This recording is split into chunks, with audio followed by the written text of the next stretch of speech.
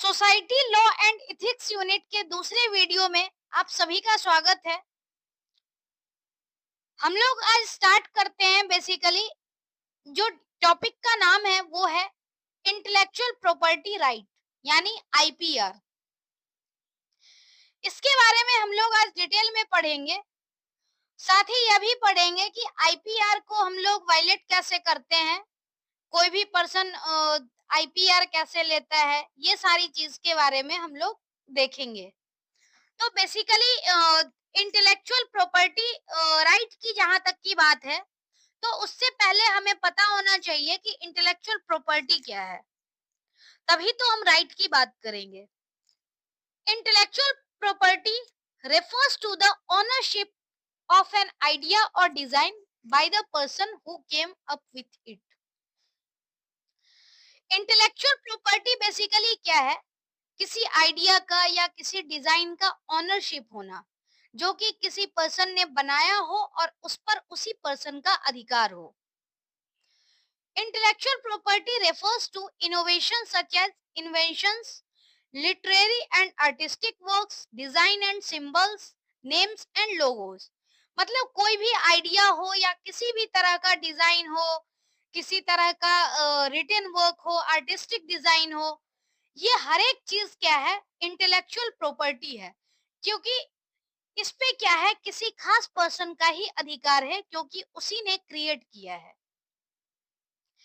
Intellectual property is legally protected through copyright, patent, trademark, etc. मतलब ये जो intellectual property है, इस पे लीगल तरीके से किसी का राइट हो, इसके लिए हमारे पास वेरियस वेज हैं, जिसमें हमें पढ़ना है basically copyrights, patents and trademarks.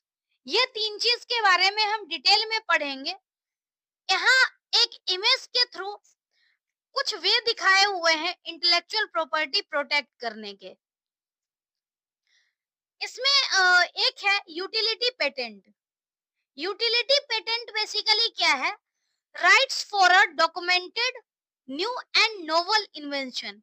मतलब कोई भी डॉक्यूमेंटेड, चाहे वो न्यू या फिर नोवल इन्वेंशन की जहां तक की बात है, तो उसके लिए यूटिलिटी पेटेंट नाम का आईपीआर होता है।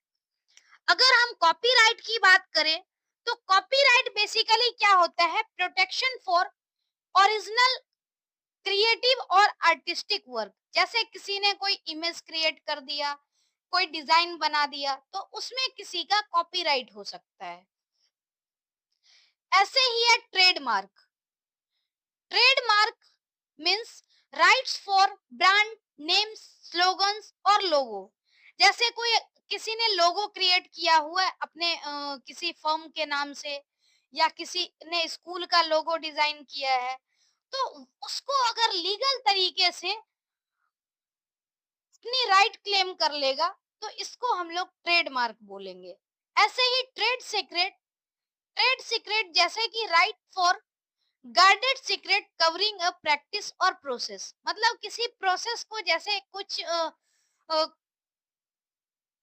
क्रिएट करना है, और वो क्रिएट करने के लिए कोई प्रोसेस यूज कर रहा है। फॉर एग्जांपल जैसे मान लो कि हमें कोई तरह का केमिकल बनाना है, तो उस केमिकल बनाने के प्रोसेस से रिलेटेड जो भी प्रोसेस हम लोग फॉलो कर रहे हैं, बेसिकली उस प्रोसेस के बारे में किसी खास पर्सन का ही अधिकार है, क्योंकि वो प्रोसेस जो है कोई एक पर्सन ही फॉलो करता है। अगर दूसरा करेगा तो वो अपने तरीके से करेगा। मतलब हर किसी की प्रोसेस जो है वो अपनी अलग होती है। तो उस प्रोसेस पे अगर कोई क्लेम करता है कि पर्टिकुलर पर्सन का राइट हो, तो वो ट्रेड सीक्रेट के थ्रू अपनी राइट क्लेम करेगा। अब हम लोग डिटेल में पढ़ते हैं कॉपीराइट, पेटेंट और ट्रेडमार्क के बारे में। कॉपीराइट बेसिकली क्या है? Copyright grants legal right to creators for literary, dramatic, musical, artistic work, photograph, audio recording, video recording, computer softwares. मतलब क्या है कि किसी भी तरह की चीजें क्रिएट करना, चाहे वो लिटरेचर से रिलेटेड हो, ड्रामा, आर्ट, म्यूजिक से रिलेटेड हो, फोटोग्राफी रिलेटेड हो, ऑडियो वीडियो हो, इस पे क्या है कि कोई पर्टिकुलर पर्सन का क्रिएटर का अपना लीगल राइट होता है, और ये राइट बेसिकली इंक्लूड करता है राइट टू कॉपी यानी reproduce a work, right to distribute copies of the work to public, and right to publicly display और परफॉर्म द वर्क।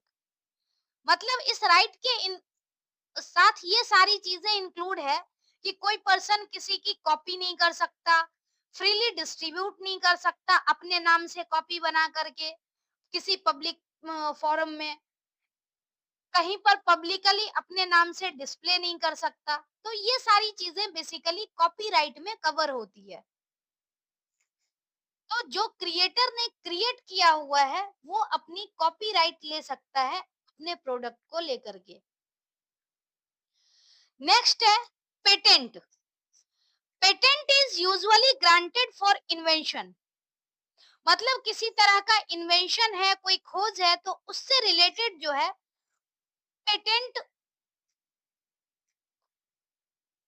यूज करते हैं। नेक्स्ट है when patent is granted the owner gets an exclusive right to prevent others from using, selling or distributing the protected invention। मतलब किसी ने कोई invent किया है, किसी तरह का इन्वेंशन है, तो उस पे अगर जिसका भी क्रिएटर का अगर पेटेंट है तो दूसरा कोई भी उसको यूज या सेल नहीं कर सकता, डिस्ट्रीब्यूट नहीं कर सकता। जिसको पेटेंट ग्रांट किया गया है उसी के पास राइट है कि किसी भी पर्सन मतलब खुद वो यूज करता है, सेल करता है, डिस्ट्रीब्यूट करता है, दूसरा कोई भी पर्सन जो है वो ऐसा काम नहीं कर सकता है। Patent gives full control to the patentee to decide whether or how the invention can be used by others। मतलब जिसका भी पेटेंट है किसी इन्वेंशन के ऊपर, वो डिसाइड करने के लिए स्वतंत्र है कि कितने टाइम तक मतलब कौन सा यूजर कैसे यूज करेगा, कितना राइट दिया गया है किसी को इन्वेंशन के लिए। नेक्स्ट है एग्जाम्पल की अगर हम बात करेंगे तो जैसे pen with scanner. Use a machine as small pen, we can transfer text from paper directly into the computer. जैसे क्या है कि पेन विथ स्कैनर किसी ने इन्वेंट किया, कोई इन्वेंशन है, तो वो इन्वेंशन पहले तो किसी ने किया होगा, तो बेसिकली ये उसके लिए पेटेंट ले सकता है। तो ये एक इन्वेंशन हो गया। तो इस तरह से क्या है कि पेटेंट और हर चीज का, हर पेटेंट, कॉपीराइट, ट्रेडमार्क सबका एक अपना ड्यूरेशन होता है, प्रोसेस होता है, जिसके थ्रू कोई पर्सन जो है पेटेंट को, कॉपीराइट को या फिर ट्रेडमार्क को क्लेम कर सकता है, राइट ले सकता है प्रॉपर तरीके से। मतलब इसकी बेसिकली रजिस्ट्री होती है। नेक्स्ट है ट्रेडमार्क। अगर हम ट्रेडमार्क की बात करें तो ट्रेडमार्क बेसिकली क्या है, एक विजुअल सिंबल है, नेम, डिजाइन, स्लोगन, लेबल, ये सब का, जो कि डिफरेंट डिफरेंट ब्रांड को अलग अलग तरह से पहचान देने का काम करता है। ट्रेडमार्क इस तरह का विजुअल सिंबल ही होता है। जैसे हम लोग एग्जांपल के नाम पे देखें तो जीमेल का अपना एक लोगो है, व्हाट्सएप का लोगो है, एंड्रॉइड का लोगो है, यूट्यूब का लोगो है। तो ये सारी इमेज में दिखा रखी है। तो बेसिकली इस लोगो से हम पहचान सकते हैं कि ये इस किस कंपनी का ब्रांड है। तो ट्रेडमार्क को हम बेसिकली विजुअल सिंबल्स कह सकते हैं, नेम कह सकते हैं, डिजाइन कह सकते हैं। मतलब डिफरेंट टाइप का डिजाइन है जो कि एक ब्रांड को रिप्रेजेंट करता है। एग्जाम्पल की अगर हम बात करें तो जैसे मैंने ईमेल जीमेल का बताया, मैकडोनाल्ड का लोगो होता है, इसी तरह से जोमेटो का लोगो है, स्विगी का लोगो है, या फिर कोई पर्टिकुलर जैसे यूट्यूब चैनल है उसका लोगो है। तो इस तरह से क्या होता है, डिफरेंट डिफरेंट तरीके से हम लोग लोगो क्रिएट कर सकते हैं। और लोगो डिसाइड करता है, लोगो मतलब बेसिकली किसी कंपनी को या कॉमर्शियल ऑर्गेनाइजेशन को रिप्रेजेंट करता है। अगर हम बात करें पेटेंट, कॉपीराइट और ट्रेडमार्क की, तो बेसिकली इसका थोड़ा सा हम लोग कंपैरिजन देख लेते हैं। जैसे यहाँ पर क्या है, अगर पेटेंट की बात करें तो पेटेंट जो है इन्वेंशन के लिए ग्रांट किया जाता है। प्रोटेक्ट इन्वेंशंस एंड इनोवेशन, जो भी इन्वेंशन किए जा रहे हैं, जिस पर्सन के द्वारा किए जा रहे हैं उसके पास राइट होता है, दूसरा कोई पर्सन इसको यूज नहीं कर सकता अपने राइट को दिखा करके। Patent owners have the exclusive right to make use and sell the patented invention. इसकी अगर वैलिडिटी की बात करें तो बेसिकली पेटेंट की जो वैलिडिटी होती है 20 इयर्स होती है from the date of filling patent. Next, copyright की अगर हम बात करें, कॉपीराइट में क्या होता है कि किसी ओरिजिनल क्रिएटिव वर्क के लिए कॉपीराइट ग्रांट किया जाता है। Protects original work of ownership या ऑथरशिप। तो ये बेसिकली क्या है कि कोई क्रिएटिव वर्क की ऑनरशिप के लिए कॉपीराइट दिया जाता है। नेक्स्ट है, owner has exclusive right to reproduce, redistribute, perform and display. मतलब ऑनर ही उसमें कुछ मॉडिफाई कर सकता है, डिस्ट्रीब्यूट कर सकता है, किसी तरह के चेंजेस कर सकता है। ये सारे राइट जो होते हैं ये ऑनर के पास होते हैं। अगर हम वैलिडिटी की बात करें तो वैलिडिटी में बेसिकली क्या होता है, लाइफ टाइम वैलिडिटी होती है। और प्लस जैसे क्या है कि अगर किसी की डेथ हो जाती है तो सर्टेन नंबर ऑफ इयर्स के आफ्टर इयर्स तक भी उसकी वैलिडिटी होती है। लेकिन वैसे वैलिडिटी है लाइफ टाइम, और लाइफ टाइम के बाद भी कुछ इयर्स उसकी वैलिडिटी होती है। नेक्स्ट, ट्रेडमार्क की जहां तक की बात है तो trademark granted for distinguishing goods और सर्विसेज इन मार्केट प्लेस। मतलब ट्रेडमार्क में बेसिकली हम लोग ब्रांड को डिफरेंशिएट करते हैं। Protect brand names, logos, symbols, phrases, etc.. मतलब जो हम लोग टैगलाइन यूज करते हैं, लोगो यूज करते हैं, सिंबल यूज करते हैं, तो ये बेसिकली ट्रेडमार्क में आएगा। Owner can preventing others from using a confusingly similar mark in the same और रिलेटेड फील्ड। जैसे कोई पर्सन है, किसी पर्सन ने कोई पार्टिकुलर लोगो डिजाइन कर लिया और वो लोगो दूसरे से मैच कर रहा हो, तो उस केस में क्या है कि मतलब जिसने पहले क्रिएट कर रखा है उसके पास राइट होगा सिमिलर राइट के लिए, सिमिलर क्रिएशन के लिए क्लेम कर सकता है, जो कि कंफ्यूजन ना क्रिएट करे। ऐसे ही अगर वैलिडिटी की बात करें तो वैलिडिटी जो है वो indefinitely as long as they are in use. मतलब इसकी वैलिडिटी तब तक होती है जब तक ये यूज में हो। तो बेसिकली हमने पेटेंट, कॉपीराइट और ट्रेडमार्क तीनों के बारे में पढ़ा कि हम लोग तीनों का यूज किस किस पर्पस से करते हैं, पेटेंट, कॉपीराइट और ट्रेडमार्क कहाँ यूज होता है, उसकी वैलिडिटी कितनी है, ऑनर के पास क्या राइट है। तो बेसिकली ये सारे चीज जो है ये हमें आईपीआर के बारे में जानना था। नेक्स्ट है वायलेशन ऑफ आईपीआर। कोई पर्सन अगर गलत तरीके से किसी individual property, intellectual property right का यूज करता है बिना किसी ओनर के कंसेंट या परमिशन के, तो इसको हम वायलेशन ऑफ आईपीआर बोलते हैं। When we use some other IPR जैसे कि idea, image, logo, trademark without taking consent और परमिशन फ्रॉम द ओनर। मतलब ऑनर के बिना परमिशन के हम लोग किसी आइडिया, इमेज या ट्रेडमार्क को यूज कर लें तो ये बेसिकली वायलेशन कहलाता है। और वायलेशन डिफरेंट टाइप का हो सकता है। जैसे एक है प्लेगरिज्म। प्लेगरिज्म का मतलब है कि हम किसी के आइडिया को किसी अपना वर्क बता रहे हैं। मतलब हमने क्या किया है, किसी दूसरे पर्सन ने कुछ क्रिएट किया और क्लेम कर रहे हैं कि ये मैंने बनाया है। तो बेसिकली ये जो होता है ये प्लेगरिज्म में आता है।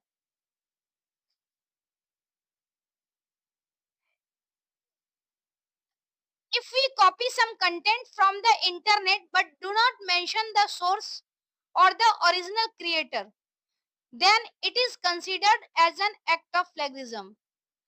Next, copyright infringement. Copyright infringement से पहले हम लोग infringement का मतलब समझते हैं, किसी भी चीज का उल्लंघन करना।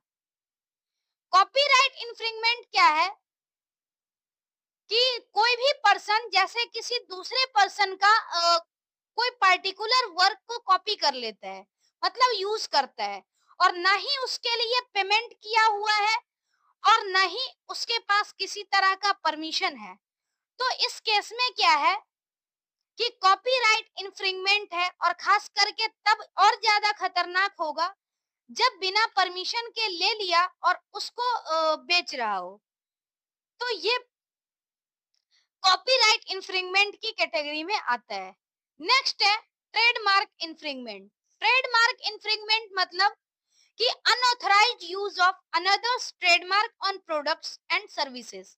मतलब दूसरे के लोगों को हम अपने प्रोडक्ट या सर्विसेज पर यूज कर रहे हैं, तो ये ट्रेडमार्क इन्फ्रिंगमेंट है। बेसिकली ये सारे जो कैटेगरी हैं ये है violation of IPR. Next topic है free and open source software and licensing. हम सॉफ्टवेयर की कैटेगरी में डिफरेंट डिफरेंट तरह का लाइसेंसिंग की बात आती है, उसको हम पढ़ेंगे। सबसे पहले तो उसके लिए हमें सारा टर्म पता होना चाहिए कि कौन सा सॉफ्टवेयर किस तरीके से एक यूजर यूज कर सकता है। तो सबसे पहला है free and open source software, जिसको हम FOSS बोलते हैं। Free and open source software basically एक सॉफ्टवेयर है जो कि फ्री है और इसका सोर्स कोड भी पब्लिकली अवेलेबल है। और जब सोर्स कोड फ्रीली अवेलेबल होगा तो कोई भी पर्सन इसको यूज कर सकता है, इम्प्रूव कर सकता है, कुछ भी चेंज कर सकता है। FOSS is a type of software which is free and source code is publicly available so that anyone can study it, use it and even change it. The goal is to encourage collaboration among users and developers to make the software better together. कहने का मतलब है कि अगर कोई person इस FOSS का use करके, जैसे कोई पर्टिकुलर सॉफ्टवेयर है जिसमें कुछ प्रॉब्लम है और दूसरे पर्सन ने उसको डाउनलोड करके और उसमें कुछ चेंज कर दिए, चेंज करने के बाद सॉफ्टवेयर और बेटर बन गया, तो क्या है कि इससे जो क्रिएटर है उसका भी फायदा होगा, उसको भी आइडिया मिल जाएगा ताकि फ्यूचर में क्या कर सके, उसमें इम्प्रूवमेंट कर सके। तो बेसिकली क्या है कि ये एक मतलब यूजर और डेवलपर के बीच में कोलैबोरेशन को इंक्रीज कर रहा है। अगर हम एग्जांपल की बात करें FOSS सॉफ्टवेयर की, तो उबंटू ऑपरेटिंग सिस्टम है, Python programming, Libre office, open office, Mozilla Firefox web browser और ऐसे बहुत से सॉफ्टवेयर हैं जो कि FOSS की कैटेगरी में आते हैं। नेक्स्ट है फ्रीवेयर। फ्रीवेयर का मतलब है कि ऐसा सॉफ्टवेयर जो फ्रीली अवेलेबल है, लेकिन जरूरी नहीं है कि इसका सोर्स कोड अवेलेबल हो। Such software is called freeware. Example अगर फ्रीवेयर की बात करें तो स्काइप, एडोबी, ये सब एग्जाम्पल हैं फ्रीवेयर के जो कि हमें फ्रीली अवेलेबल है और इसका हम लोग फ्रीली यूज कर सकते हैं। डिफरेंस क्या है फ्रीवेयर और free and open source software में? फ्रीवेयर बेसिकली क्या है, यूजर के लिए फ्री है, इसके लिए कोई पेमेंट की जरूरत नहीं है। Free and open source software में क्या है कि उसका सोर्स कोड अवेलेबल जरूर होता है और दूसरा कोई भी पर्सन उस सोर्स कोड में चेंजेस करके सॉफ्टवेयर को मॉडिफाई कर सकता है। तो बेसिकली ये ओपन सोर्स वाला जो थीम है, ये चीज फ्रीवेयर और free and open source software में डिफरेंस है। नेक्स्ट है प्रोप्राइटरी सॉफ्टवेयर। प्रोप्राइटरी का मतलब है कि उस पे किसी का अधिकार हो। When a software to be used has to be purchased from vendor, मतलब कोई ऐसा सॉफ्टवेयर जो कि किसी वेंडर से परचेज करने की जरूरत हो। तो वेंडर से जब परचेज करना होगा तभी उसको जाकर के लाइसेंस मिलेगी और उसका वो प्रॉपर तरीके से यूज कर पाएगा, क्योंकि जिसने भी क्रिएट किया हुआ है वो उसका ओनर है और उसी के पास सॉफ्टवेयर का कॉपीराइट है। तो इसके लिए क्या है कि अगर प्रोप्राइटरी सॉफ्टवेयर होगा तो मतलब उसके लिए क्या है कि दूसरा पर्सन जो भी इसको यूज करना चाहेगा उसको पहले वेंडर से परचेज करना होगा, तब उसका यूज कर सकता है। और प्रोप्राइटरी सॉफ्टवेयर के जो कोड हैं वो पब्लिकली अवेलेबल नहीं होते हैं। सिर्फ जो जिसने भी क्रिएट किया है वही उसको दोबारा से उसमें मॉडिफाई कर सकता है, कुछ इम्प्रूवमेंट कर सकता है। These softwares are developed and tested by individuals or organization by which it is owned, not by public. मतलब इस पे जिसका भी राइट है, जिसने भी क्रिएट किया है, चाहे वो ऑर्गेनाइजेशन हो या फिर इंडिविजुअल हो, वही उसको मॉडिफाई कर सकता है। यहाँ तक कि उसकी टेस्टिंग कर सकती है, किसी भी तरह का चेंजेस हो सकता है, कोई दूसरा पब्लिक इसको कुछ नहीं कर सकता। अगर एग्जाम्पल की बात करें तो जैसे माइक्रोसॉफ्ट का विंडोज ऑपरेटिंग सिस्टम है।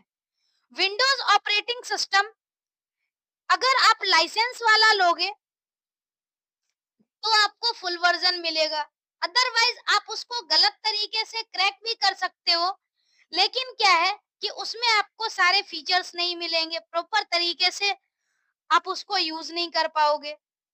लेकिन अगर वही परचेज करके लेते हो तो आपको टाइम टू टाइम उसकी अपडेट भी मिलती है, सारा फैसिलिटी अवेलेबल है। ऐसे ही क्विक हिल एंटीवायरस सॉफ्टवेयर की अगर हम बात करें तो क्विक हिल एंटीवायरस सॉफ्टवेयर यूज करने के लिए भी आपको कुछ, चाहे वो मंथली बेसिस हो या फिर ईयरली हो या फिर 3 ईयर हो 10 ईयर हो, इस तरह से आपको परचेज करना पड़ता है सॉफ्टवेयर को ताकि आप उसको यूज कर सको। तो बेसिकली ये कुछ सॉफ्टवेयर के नाम थे, फ्री एंड ओपन सोर्स, जिसमें फ्रीली हम यूज कर सकते हैं और इसका सोर्स कोड भी अवेलेबल होता है। फ्रीवेयर का मतलब है कि ये फ्रीली हम इसका भी यूज कर सकते हैं लेकिन सोर्स कोड अवेलेबल नहीं हो सकता। प्रोप्राइटरी सॉफ्टवेयर में क्या है कि हमें उसके लिए परचेज करने की जरूरत होती है। तो बेसिकली जो सॉफ्टवेयर फ्रीली अवेलेबल है उसमें तो हमें कोई लाइसेंस की जरूरत नहीं है, जैसे कि एफओएसएस या फिर फ्रीवेयर। लेकिन जो प्रोप्राइटरी सॉफ्टवेयर है उसके लिए हमें प्रॉपर तरीके से सॉफ्टवेयर की लाइसेंस लेनी जरूरी होती है, तभी हम उसका ढंग से यूज कर सकते हैं।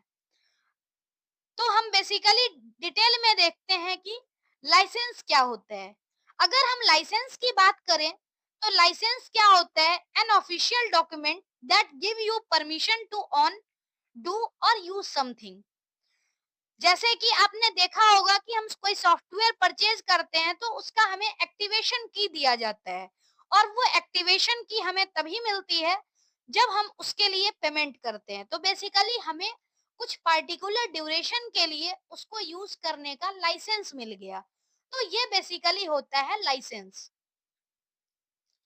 लाइसेंस में भी क्या है कि एक तो पब्लिक लाइसेंस होता है कि जैसे अगर खरीद लिया तो अपने तरीके से जैसे मर्जी यूज कर सकता है, इवन उसको मॉडिफाई भी कर सकता है। तो ये बेसिकली होता है पब्लिक लाइसेंस, कि किसी ने भी परचेज कर लिया और परचेज करने के बाद हम उसमें कुछ भी उसको यूज कर सकते हैं, मॉडिफाई भी कर सकते हैं। दूसरा तरीका होता है जीएनयू जनरल पब्लिक लाइसेंस, और एक होता है क्रिएटिव कॉमन। दो पॉपुलर कैटेगरी का पब्लिक लाइसेंस है जिसका कि हम लोग यूज कर सकते हैं। अगर हम बात करें क्रिएटिव कॉमन की तो क्रिएटिव कॉमन को रिप्रेजेंट करते हैं सीसी से। और क्रिएटिव कॉमन बेसिकली क्या होता है? It is used for all kind of creative works like website, music, film, literature. CC enables the free distribution of an otherwise copyrighted work. It is used when an author wants to give people the right to share, use and build upon a work that they have created. मतलब creative common में क्या होता है कि generally ये right जो है वो क्रिएटिव वर्क के लिए दी जाती है, और इसके लिए जैसे क्या है कि जो भी कॉपीराइटेड वर्क है उसको फ्रीली डिस्ट्रीब्यूट कर सकते हैं। जैसे एक बार लाइसेंस ले लिया तो उसमें हम कुछ मॉडिफाई कर सकते हैं, यहाँ तक कि यूजर जिसको चाहता है शेयर करना उसको शेयर कर सकता है। तो बेसिकली ये चीजें होती है क्रिएटिव कॉमन में। अगर हम जीएनयू जनरल पब्लिक लाइसेंस की बात करें तो इसको जीएनयू जनरल पब्लिक लाइसेंस को हम बोल सकते हैं जीएनयू जीपीएल और simply GPL. Is primarily design to provide a public licence to a software. मतलब सॉफ्टवेयर को पब्लिक लाइसेंस देने के लिए जो यूज होता है वो होता है GNU general public licence. It guarantees the end user freedom to run, study, share and modify the software. मतलब जैसे क्रिएटिव कॉमन है तो क्रिएटिव कॉमन भी पब्लिक लाइसेंस है, और इसमें भी जिसको भी शेयर किया गया है हर पर्सन क्या कर सकता है, अपने तरीके से उसको यूज कर सकता है, मॉडिफाई कर सकता है, शेयर कर सकता है। जो जीएनयू जीपीएल है वो भी यूजर को यही राइट देता है कि जैसे मर्जी आप यूज कर सकते हो, इवन शेयर और मॉडिफाई भी कर सकते हो। नेक्स्ट है Apache licence. Apache licence is a type of free software licence created by the Apache software foundation. मतलब अपाचे सॉफ्ट लाइसेंस जो है वो भी एक टाइप का फ्री सॉफ्टवेयर लाइसेंस है जो कि अपाचे सॉफ्टवेयर फाउंडेशन के द्वारा क्रिएट किया गया। It is very flexible and permissive, which means people can use the software in any way they want, share it with others and even make changes to it। मतलब ये भी public licence है और ये भी user को flexible और परमिशिव बनाता है, क्योंकि इसमें भी क्या है कि सॉफ्टवेयर को जैसे चाहे वैसे यूज कर सकते हैं, शेयर कर सकते हैं, इवन चेंज भी कर सकते हैं। No need to worry about paying any fees और लॉयल्टी फॉर यूजिंग और शेयरिंग सॉफ्टवेयर। मतलब इसमें भी क्या है कि सॉफ्टवेयर को यूज करने के लिए या शेयरिंग करने के लिए भी किसी तरह की फीस की जरूरत नहीं होती है। It gives a lot of freedom to users and encourages collaboration and sharing within software community.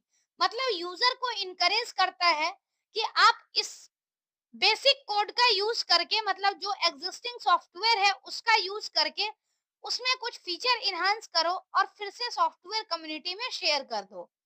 तो ये कुछ बेसिकली पब्लिक लाइसेंस थे जिसका कि हम लोग यूज कर सकते हैं, और पब्लिक लाइसेंस का मतलब ही होता है कि हम इसको अपने तरीके से यूज कर सकते हैं, मॉडिफाई कर सकते हैं, शेयर कर सकते हैं। साइबर क्राइम एक तरह का क्रिमिनल ऑफेंस है जो कि डिजिटल डिवाइस के थ्रू किया जाता है। एनी क्रिमिनल, इलीगल और harmful activity conducted using computer, internet or any digital devices is referred as cyber crime। Cyber crime का मतलब है कि कोई भी क्रिमिनल एक्टिविटीज, हार्मफुल एक्टिविटी जो डिजिटल डिवाइस के द्वारा या इंटरनेट के द्वारा की जाए उसे हम साइबर क्राइम बोलते हैं। These activities are committed by individuals or group to steal or harm someone else's data, privacy or online safety। ये क्राइम जो बेसिकली होता है आइदर किसी इंडिविजुअल के द्वारा किया जाता है या फिर किसी ग्रुप के द्वारा किया जाता है, और मेन ऑब्जेक्टिव होता है कि किसी को नुकसान पहुंचाना, किसी का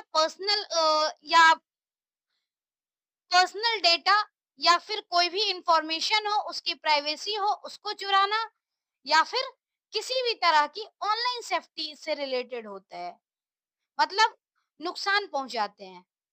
तो ये बेसिकली कोई भी चीज जो होता है ये साइबर क्राइम की कैटेगरी में आता है। अगर हम एग्जाम्पल देखें साइबर क्राइम का, तो जैसे cyber bullying, online scam, hacking, stalking, ransomware attack, phishing, digital arrest, ये सब बेसिकली क्या है, साइबर क्राइम है। तो एक एक करके हम कुछ इंपॉर्टेंट साइबर क्राइम के बारे में पढ़ते हैं कि क्या क्या क्राइम हो सकते हैं। सबसे पहले आता है हैकिंग।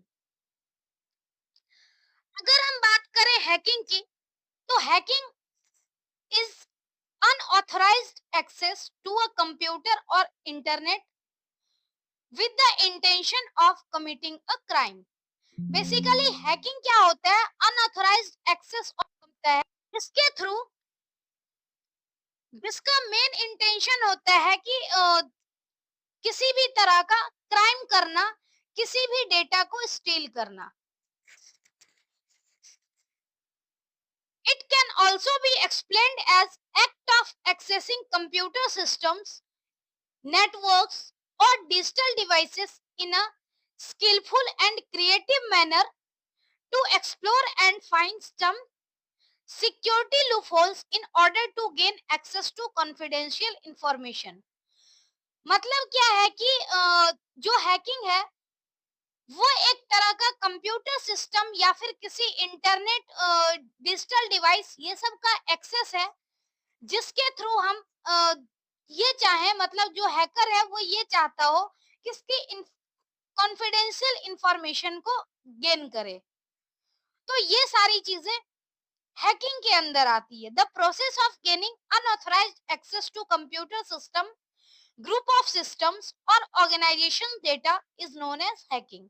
तो बेसिकली सारे जितना भी चीज है सब में हैकिंग को ही बताया गया है।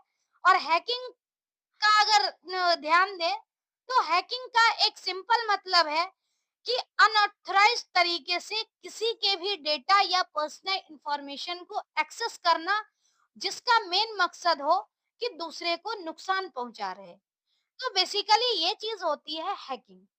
The person engaged in these activities is generally known as hacker। कोई भी पर्सन जो इस तरह की एक्टिविटी करता है उसे हम बोलते हैं हैकर। और हैकर दो तरह से हो सकता है, एक ब्लैक हैट हैकर होता है, एक व्हाइट हैट हैकर होता है।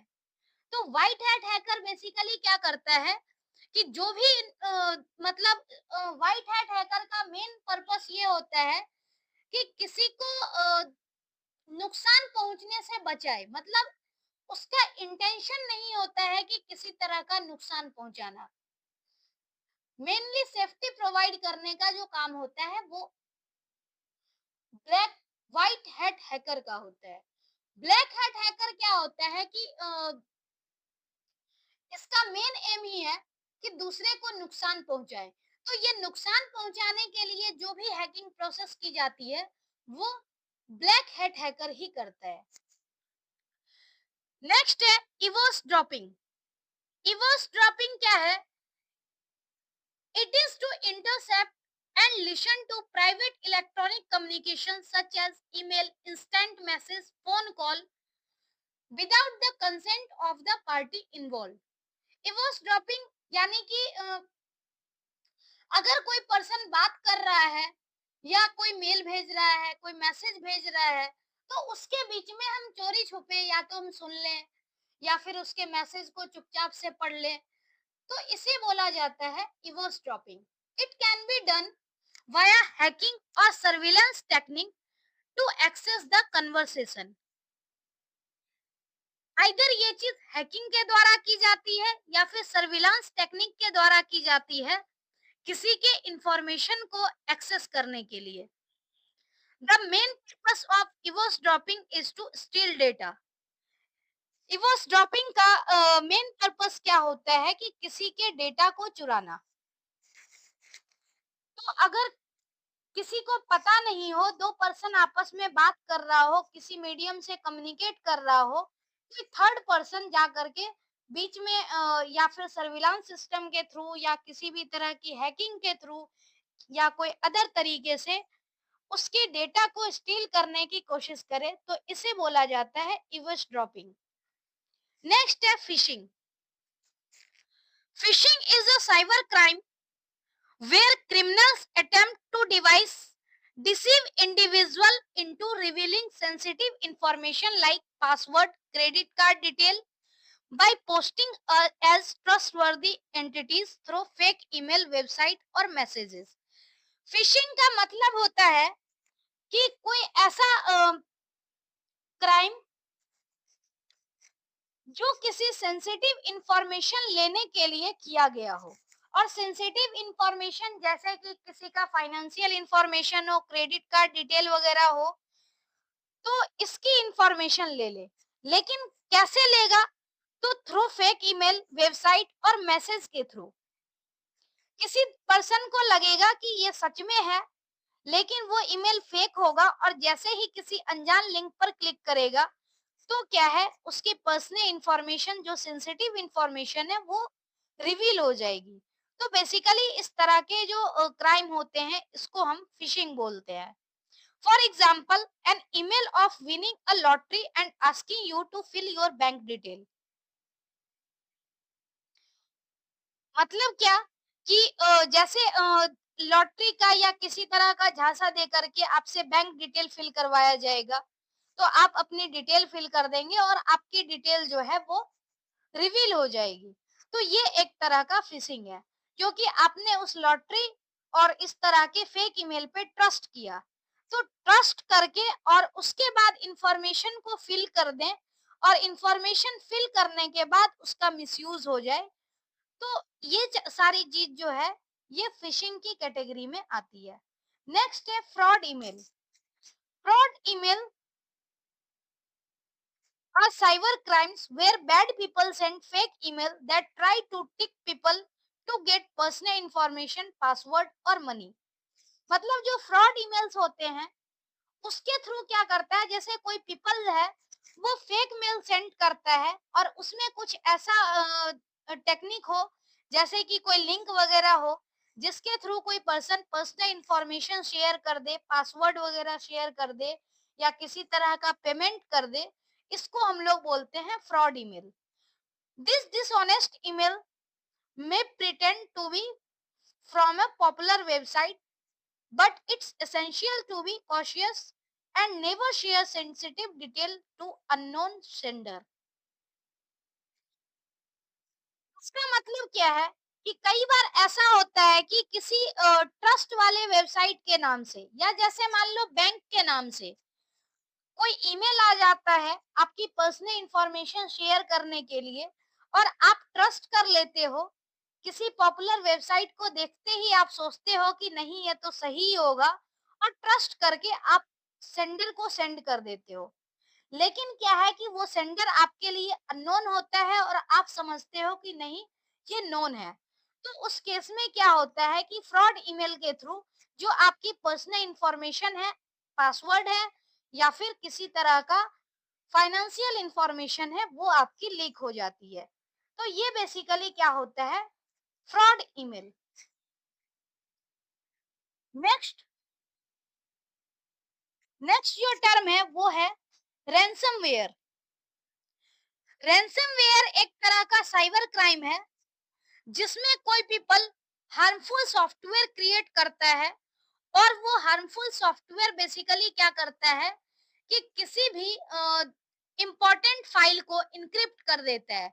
जैसे सॉफ्टवेयर किसी अननोन सोर्स से आएगा और उसको हमने सिस्टम में इंस्टॉल कर दिया। इंस्टॉल करने के बाद क्या होता है, जो आपकी इंपॉर्टेंट फाइल है वो लॉक हो जाए, इनक्रिप्ट हो जाए, तो उससे आपको दिक्कत होती है। फिर क्या करता है कि वो कंप्यूटर ऑनर जैसे ही उसको अनलॉक करने के लिए कोशिश करेगा, तो उस टाइम पे क्या है कि उसकी इंफॉर्मेशन जो है वो लीक हो जाती है। जैसे रैंसमवेयर अगर किसी फाइल को लॉक किया, then they demand ransom from computer's owner to unlock the file and make them accessible again. इसका मतलब क्या किया जाता है, आपसे कुछ डिमांड किया जाता है और डिमांड करने के बाद आपको बोला जाता है कि आपकी जो फाइल है वो अनलॉक की जाएगी, तब आपके लिए वो फाइल एक्सेस होगा। बेसिकली रैंसम का मतलब ही होता है कि किसी तरह के पैसे। तो इसमें क्या किया जाता है कि जैसे कोई पर्टिकुलर सॉफ्टवेयर जो हार्मफुल सॉफ्टवेयर है वो आपके सिस्टम को लॉक कर दे, और सिस्टम को लॉक करने के बाद जब आप अनलॉक करने की कोशिश करोगे तो जो कंप्यूटर का ओनर है उससे पैसे की डिमांड की जाती है, और जब तक आप पेमेंट पे क्लिक नहीं करोगे, पेमेंट नहीं करोगे, तब तक वो एक्सेसिबल नहीं होगा। इसीलिए ध्यान रहे कि कोई भी अननोन लिंक है, सस्पिशियस लिंक है, जिससे कि कोई अननोन फाइल डाउनलोड हो सकती है, तो इसलिए उसको डाउनलोड ना करें, वो रैंसमवेयर अटैक हो सकता है। तो इसलिए हमें इससे बचना है। नेक्स्ट है cyber troll. Trolls are visitors who leave inflammatory comments in public comment section. यानी कि जो ट्रोल किया जाता है वो बेसिकली किसी को कुछ कह के या फिर इलीगल तरीके से कोई इंफॉर्मेशन बता करके कमेंट सेक्शन में दूसरे को परेशान किया जाता है, तो ये ट्रोल्स होते हैं। ऐसे ही whether they comment on blog post और online news site, they are looking to grab the attention of other visitors, disrupt discussion that would otherwise be about pages content।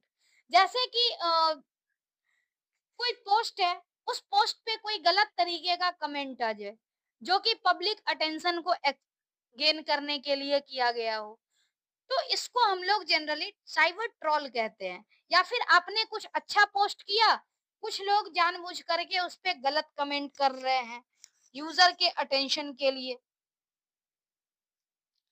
तो ये साइबर ट्रोल की category में आता है। Next है cyber bullying.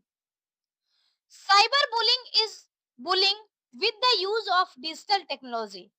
मतलब digital technology की हेल्प से किसी को अगर हम परेशान करते हैं, उसको नीचा दिखाते हैं, हरास करते हैं, रिपीटेडली किसी डिजिटल प्लेटफॉर्म पे इस तरह से करते हैं, तो ये साइबर बुलिंग कहलाता है। और साइबर बुलिंग जनरली जो होता है वो digital device, internet, social media, instant messenger, ये सब का यूज करके साइबर बुलिंग किया जाता है। It can cause emotional distress, anxiety and damage of self esteem. जो साइबर बुलिंग है वो किसी के इमोशंस को नुकसान पहुंचा सकता है, जैसे कोई स्ट्रेस में आ जाए, एंजाइटी फील करे, या फिर किसी के आत्मसम्मान को ठेस पहुंचे, तो ये बेसिकली क्या होता है, साइबर बुलिंग। अगर एग्जाम्पल की बात करें तो जैसे क्या है, posting embarrassing photo of someone on social media, sending hurtful message, तो ये क्या है, साइबर बुलिंग की कैटेगरी में आता है। ये था कि हम लोग जैसे सिस्टम की हेल्प से, डिजिटल डिवाइस या इंटरनेट की हेल्प से हमें किस किस तरह से नुकसान हो सकता है। और ये नुकसान सारे क्या हैं, साइबर क्राइम के तहत आते हैं, क्योंकि ये सारे क्राइम डिजिटल प्लेटफॉर्म का यूज करके, डिजिटल डिवाइस का यूज करके किया गया है। अगर हम इस साइबर क्राइम से बचना चाहें तो हमें डिफरेंट तरह के सेफ्टी मेजर्स अपनाने होंगे, और ये सेफ्टी मेजर्स को साइबर सेफ्टी कहा जाता है। Cyber safety, cyber safety refers to the practice of protecting oneself।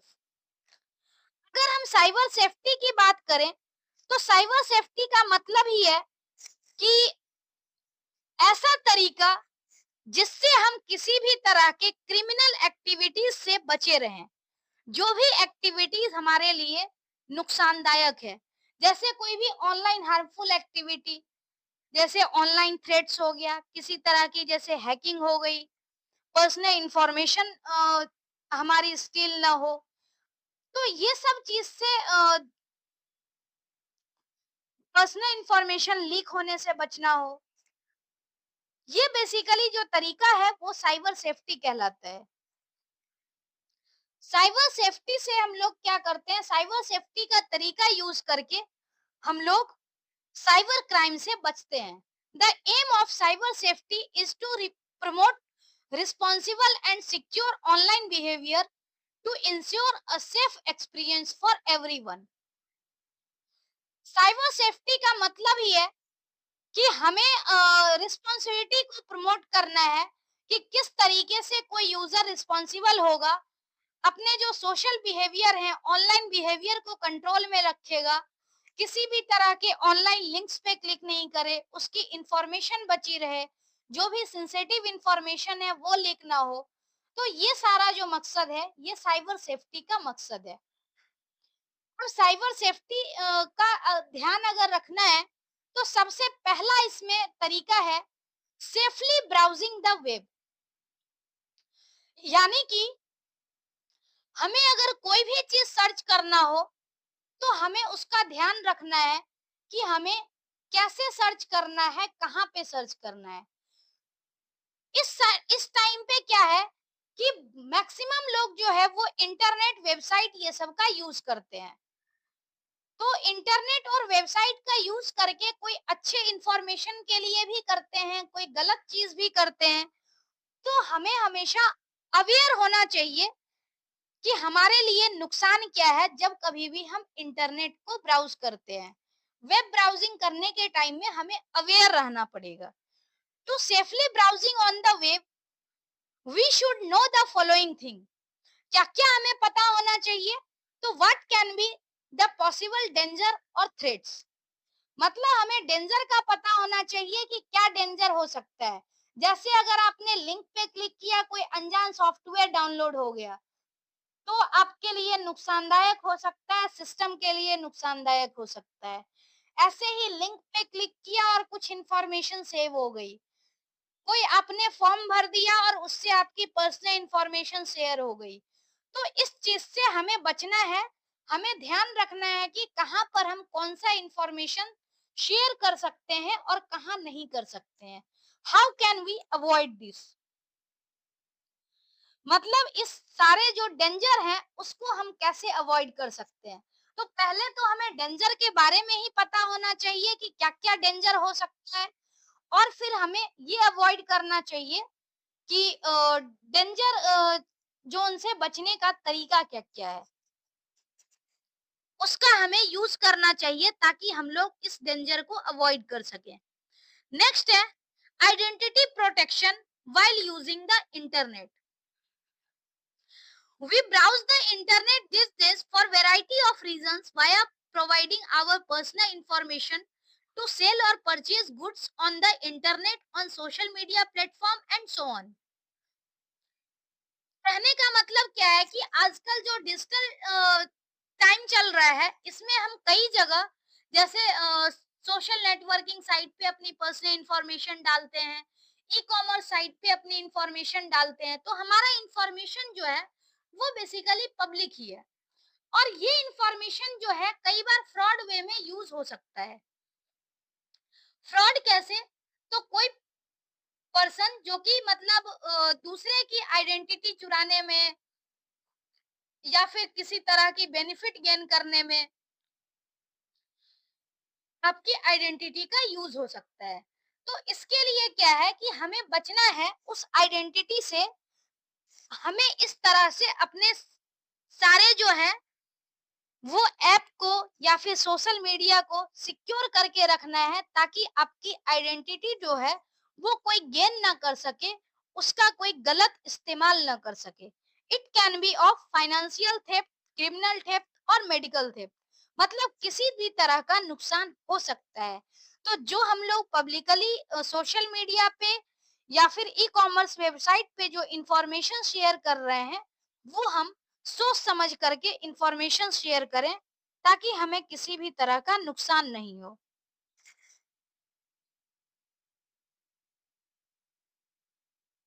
Next है confidentiality of information.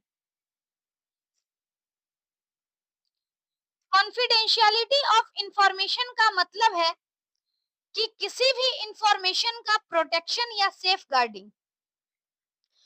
Confidentiality of information refers to the protection and safeguarding of private data from unauthorised access. यानी कि जो आपकी personal information है, sensitive information है, उसका protection करना confidentiality of information कहलाता है। The owner of information for the data has to decide who can have access or use of data and who cannot. जो डेटा का ओनर है उसको डिसाइड करना होता है कि किस डेटा का एक्सेस दूसरे यूजर को हो सकता है और कौन सा डेटा दूसरा यूजर एक्सेस नहीं कर सकता है। ऐसे ही कोई पार्टिकुलर डेटा किसी को हम ऑथराइज कर सकते हैं, किसी यूजर को ऑथराइज नहीं कर सकते हैं। तो ये सारा जो डिसीजन है ये एक ऑनर के पास है जिसका डेटा है।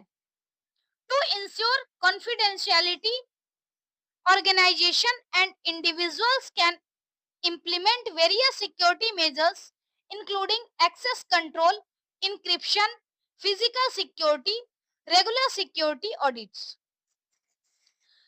कॉन्फिडेंशियलिटी को इंश्योर करने के लिए कोई भी ऑर्गेनाइजेशन या इंडिविजुअल जो है वो डिफरेंट टाइप के एक्सेस कंट्रोल का यूज कर सकता है कि किस यूजर को एक्सेस है या किस यूजर को एक्सेस नहीं है।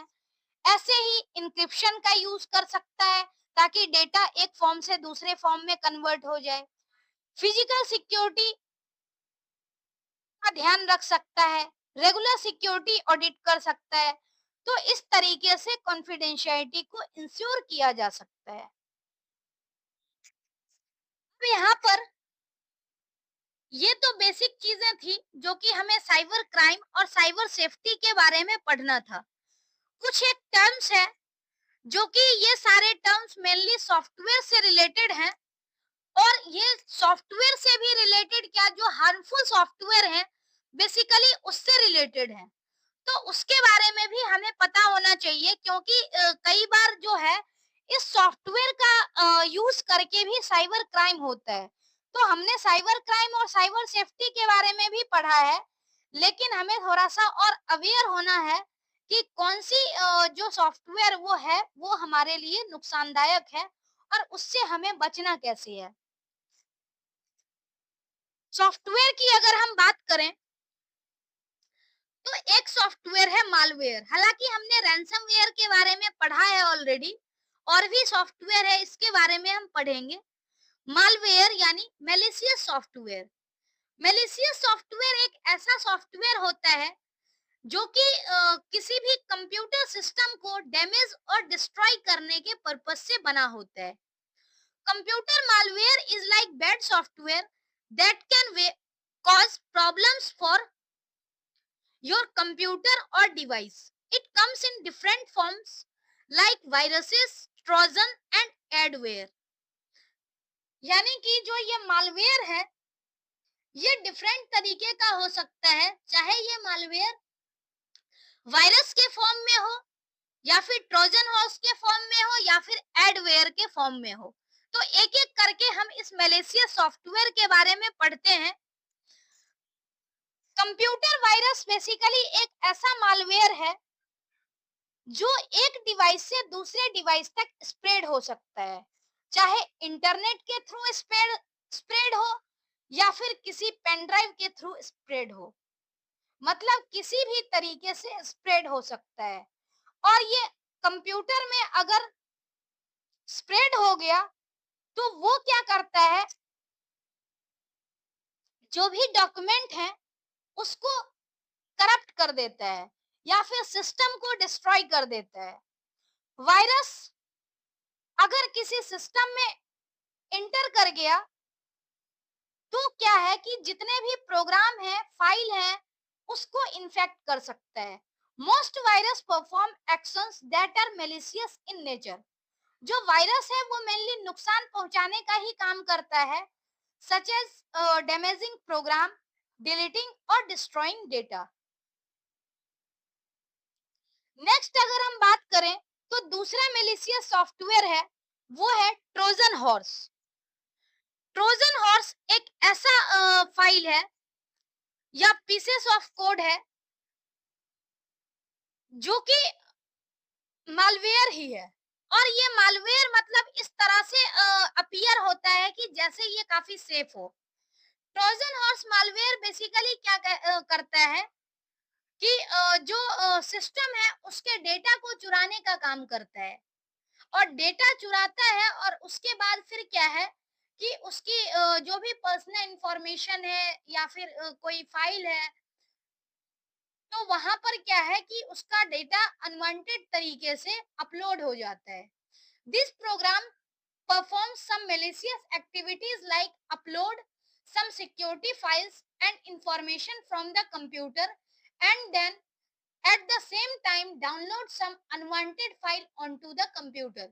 बेसिकली जो ट्रोजन हॉर्स है वो काम कैसे करता है कि जो आपकी फाइल है वो अपलोड हो जाती है और कुछ फाइल डाउनलोड हो जाती है। तो जब बेसिकली इंटरनेट से फाइल अपलोड या डाउनलोड हो तो उससे क्या है कि वायरस स्प्रेड होने का चांसेस बढ़ जाता है। नेक्स्ट है एडवेयर। एडवेयर यानी एडवर्टाइजिंग सॉफ्टवेयर। ये एडवर्टाइजिंग सॉफ्टवेयर है, ये बेसिकली एक तरह का पॉपअप टाइप का शो करता है, जैसे कि आपके कंप्यूटर में या फिर मोबाइल डिवाइस में। और उस पे अगर हम क्लिक कर देते हैं तो वो हमारे सिस्टम में इंस्टॉल हो जाता है और हमारे सिस्टम को नुकसान पहुंचाता है। Adware has the potential to become malicious and harm your devices by slowing it down, hijacking your browser and installing viruses. जो एडवेयर है उस पे जैसे ही हम क्लिक करते हैं, जो पॉपअप शो करता है उस पे अगर क्लिक हो जाए तो कुछ सॉफ्टवेयर को डाउनलोड कर देता है जो हमारे सिस्टम को डिस्ट्रॉय कर सकता है। तो मैलिशियस सॉफ्टवेयर की कैटेगरी में मेनली हमने 3 सॉफ्टवेयर के बारे में पढ़ा, वायरस, ट्रोजन हॉर्स, एडवेयर। तो ये तीनों हमारे सिस्टम को बेसिकली नुकसान पहुंचाने का ही काम करता है। अगर हमें इस सॉफ्टवेयर से बचना है तो सॉफ्टवेयर से बचने के लिए जो मैलिशियस सॉफ्टवेयर है इससे बचने के लिए हमें हमारे सिस्टम में क्या होना चाहिए, एंटीवायरस नाम का सॉफ्टवेयर होना चाहिए। जो एंटीवायरस सॉफ्टवेयर है वो बेसिकली क्या करता है कि हमारे इस सिस्टम मतलब मैलिशियस सॉफ्टवेयर से प्रोटेक्ट करने का काम करता है। खास करके अगर हम लोग किसी सिस्टम में पेन ड्राइव यूज कर रहे हैं या इंटरनेट यूज कर रहे हैं तो ये दो जो जरिया है सबसे मेजर जरिया है जिसके थ्रू वायरस स्प्रेड होता है। तो अगर हमें इससे बचना है, इसके लिए हमें क्या करना होता है, एंटीवायरस सॉफ्टवेयर यूज करना होता है ताकि कोई भी अगर इस तरह का इन्फेक्टियस वाली फाइल आए जो कि हमारे सिस्टम को नुकसान पहुंचाए तो उसको क्या करता है, एंटीवायरस प्रोग्राम डिलीट कर देता है ऐसी फाइल को, ऐसे सॉफ्टवेयर को। इसीलिए एंटीवायरस सॉफ्टवेयर का जरूरत है कि हमारे सिस्टम में रहे। इस सीरीज का जो ये यूनिट है इसका लास्ट टॉपिक बचता है, बेसिकली एक लास्ट वीडियो बनेगी जिसमें हम लोग मेनली पढ़ेंगे ई वेस्ट मैनेजमेंट के बारे में और आईटी एक्ट के बारे में। तो नेक्स्ट टॉपिक हम लोग अगली वीडियो में पढ़ते हैं। तब तक के लिए बने रहिए चैनल पर। Thank you so much.